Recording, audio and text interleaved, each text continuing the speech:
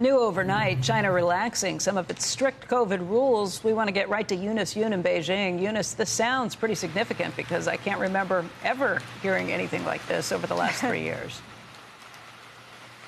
Yeah, well, you and I would say relaxing or see this as significant, but Chinese leadership anyway, has described this as optimizing the COVID controls, but that they are unwaveringly sticking by the zero COVID policy. Now, either way, the market has interpreted this as an easing, and there is some positive developments. For example, for any foreign executive who might want to come into China, now the government quarantine is only 5 days in a hotel.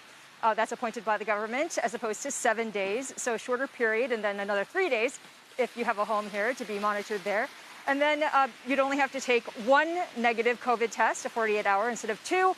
And then finally, it might be easier for you to catch a flight here because the policy that U.S. airlines as well as other foreign airlines really found unreasonable by China is the circuit breaker policy, which was that China would suspend flights if there are infections that were detected on those flights. So that policy is now over, and there's also some positive developments for those of us who live in China. First of all, some of the more extreme measures are being mitigated. So, for example, the positive cases and their close contacts are still rounded up, but the close contacts of the close contacts are now no longer rounded up and put into government isolation. The risk is redefined, so it's now high and low as opposed to high, medium, and low. And the point of that is that fewer people, in theory, will be put on lockdown.